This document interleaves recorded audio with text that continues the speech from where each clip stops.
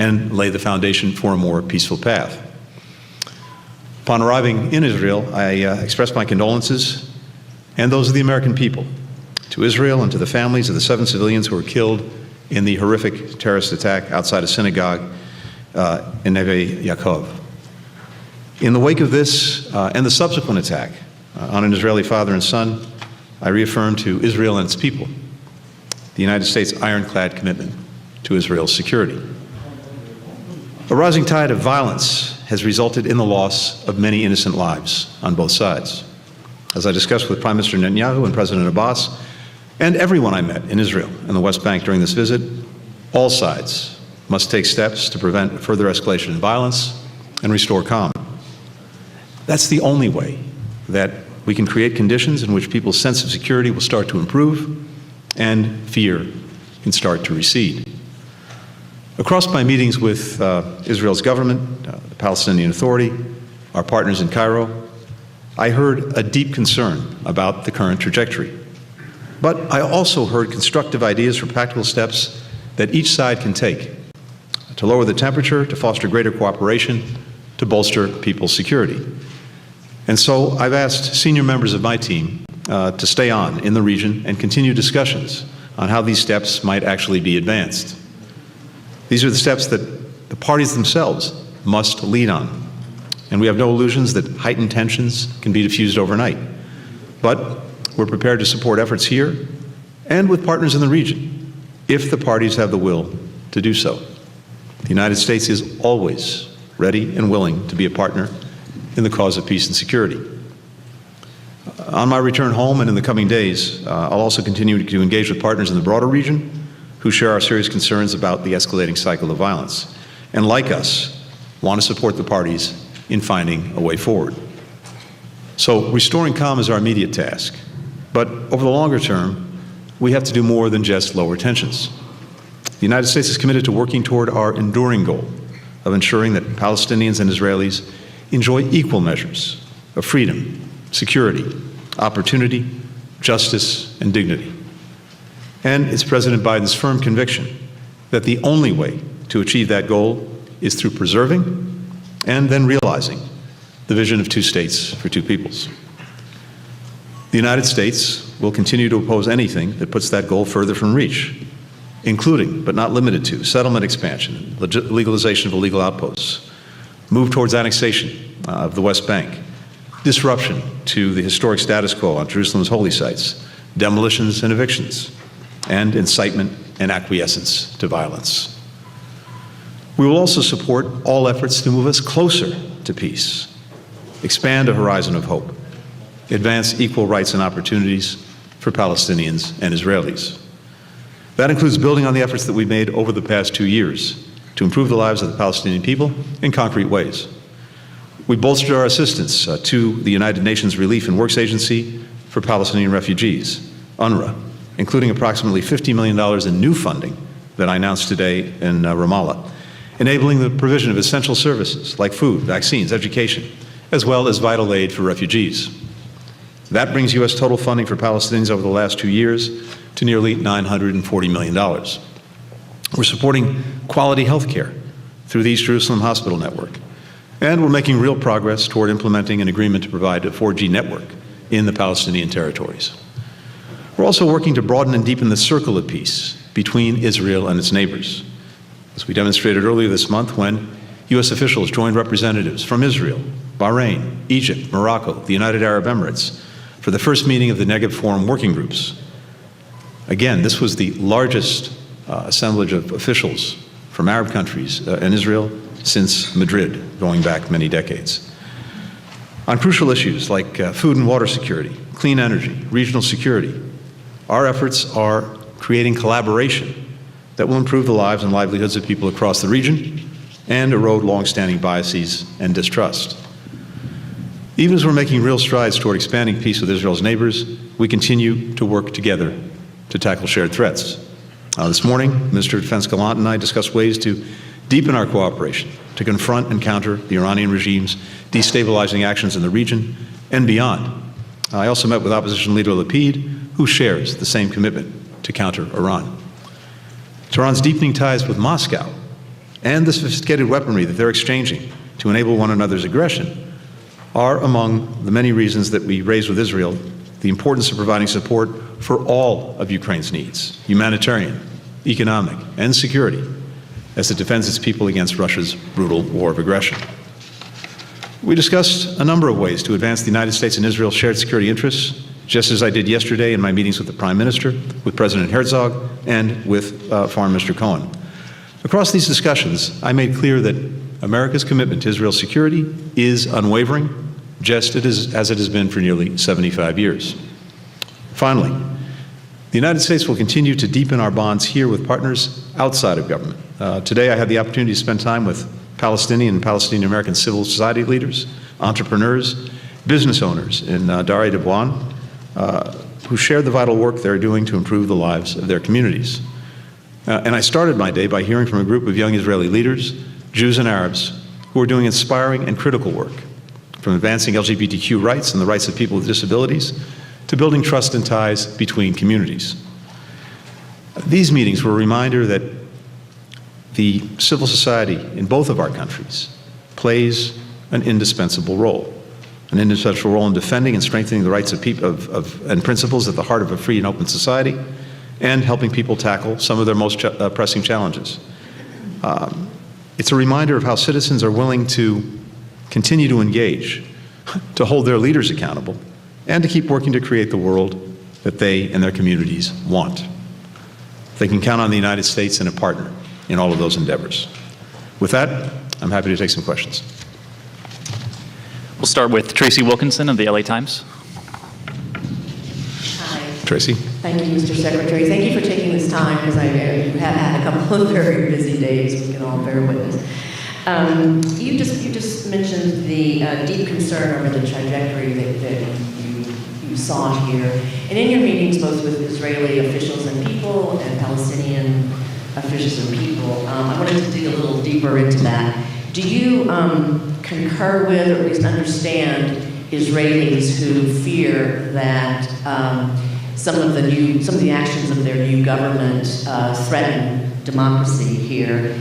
And after meeting with Prime Minister Netanyahu, do you believe that he can and wants to preserve democracy? And on the Palestinian side, Palestinians are increasingly disillusioned with the two-state solution. Many have given up on it, convinced that Israel will never let it happen.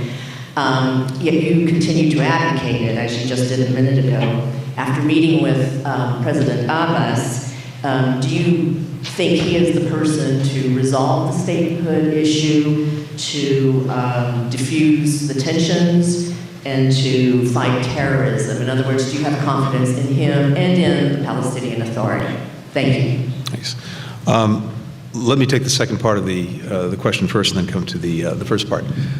Look, as always, we're focused on the policies that governments, administrations pursue, not individual personalities, and so we're focused on what the Palestinian Authority is doing, both to work to improve the lives of the Palestinian people, as well as to engage responsibly with Israel on, first and foremost, diffusing the current situation, the current cycle of violence, reducing tensions, not escalating them, calming things down, not ramping things up. That is the immediate focus. And I heard both from Palestinians, including President Abbas, as well as from Israelis, some ideas for how we can move that forward, which is why I asked some of my colleagues to stay behind to support the efforts that are being made to calm things down. That's really the first order of business. And my hope is that if that succeeds, then we can look to both sides to take some positive steps to try to rebuild confidence, rebuild trust, and that in turn lays the foundation for, at some point, pursuing two states. But I think in this moment, the most immediate challenge is, as I said, diffusing the cycle of violence that has people here first and foremost, but around the region, deeply concerned. As I said, President Biden remains committed to and convinced of the importance of a two-state solution, but one step at a time. We have to focus first on making sure that Israelis and Palestinians diffuse the current situation, and then start to build some positive steps into their relationship. With regard to the first part of the question, and I think you heard me address this yesterday, the relationship that we have with Israel is based fundamentally on shared interests and shared values, and it's been that way for 75 years. I spoke about some of those values yesterday, including, of course, respect for human rights, equal justice under the law, equal rights for all, the rule of law, free press, a robust civil society. And as I mentioned, I had an opportunity to engage with some representatives of civil society just today. And to be sure, Israel has a very robust civil society. And we've seen that in recent days. And again, I saw that today in my own meetings. With regard to the proposed reforms, there's clearly a very vibrant debate that's going on, a discussion that's going on in Israel. And these debates are a very healthy part of a vibrant democracy.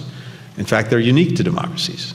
And as democracies, one of the things that we recognize is that building consensus on new proposals is the best way to make sure that not only are they embraced, but that they actually endure.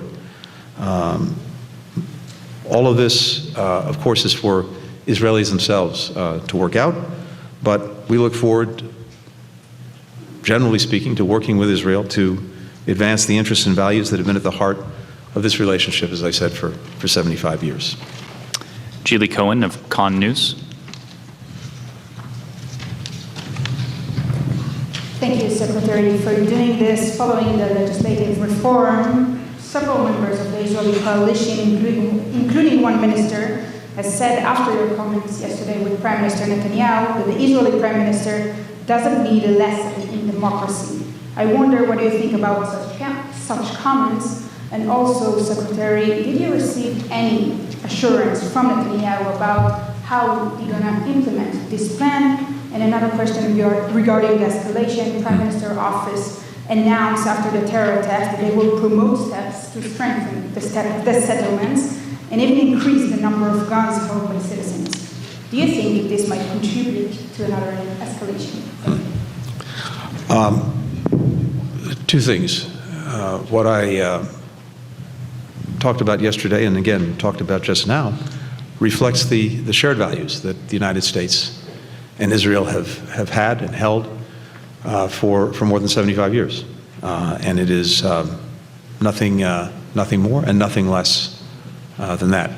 And I continue to be inspired by the vibrancy with which Israel shares those values, something that, again, we're seeing right now. And I think I can say the same thing about my own country, the United States. With regard to the second part of your question, we have been clear and consistent in our conviction that neither side should take any unilateral actions that right now potentially would add fuel to a fire and over the medium to long term would make the prospects of achieving two states even more distant than they currently are. Will Malden, Wall Street Journal.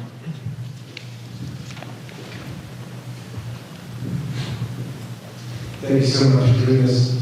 I wanted to ask you your meetings with Prime Minister Netanyahu and Defense Minister Gallant, if any new issues of overlap came up in the issue of Iran, any new ideas for U.S. policy after the failure of the JCPOA talks to make headway. And did you express support to those two about their efforts to target Iran's hardware for delivering maybe nuclear bombs or for cooperating with Russia militarily? Also, just wanted to ask you a Palestinian question. You think you made any headway here? You said you had some ideas that were there. Would you like to share any of those with the press and the American public? Thank you.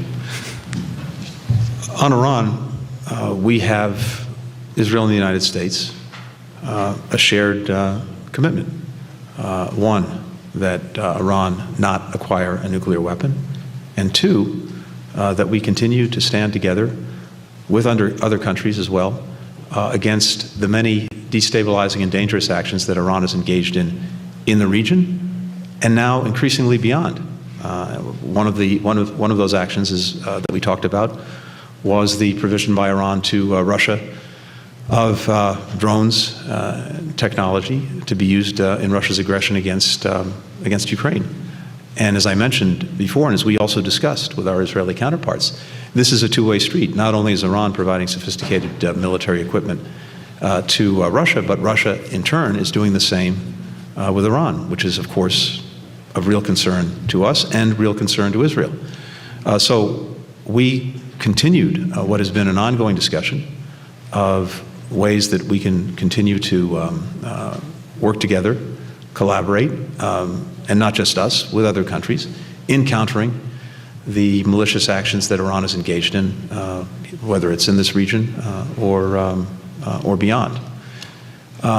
With regard to what I heard on this trip, no, I'm not going to detail the ideas, but I think there are some concrete ideas from both sides that, if pursued, would really help diffuse the current situation.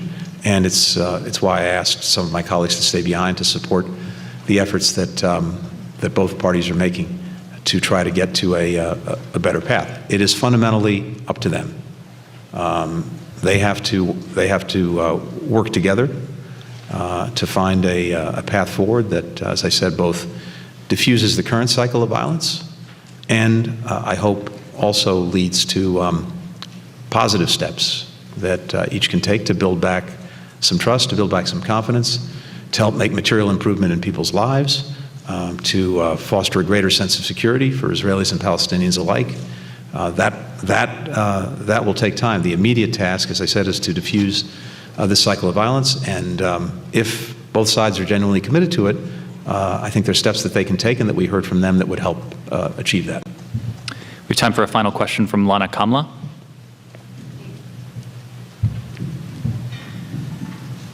Good evening, Lana Kamla. Mr. Blinken, first let me thank you for giving me the opportunity to speak here on behalf of my colleagues in Palestine TV that is prevented from working in East Jerusalem for the third year in a row.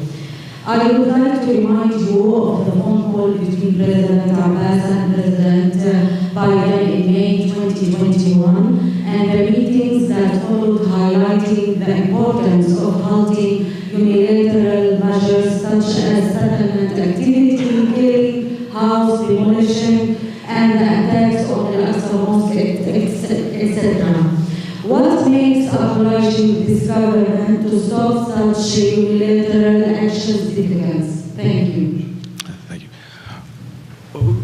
All I can tell you is that we have long been and remain opposed to unilateral steps by either side that, in the first instance, actually fuel tensions and lead to I think, a more dangerous environment for everyone, and that fundamentally make more difficult and more distant the prospect of moving toward two states. So that hasn't changed. I repeated that in my meetings throughout my stay here, as I just did now.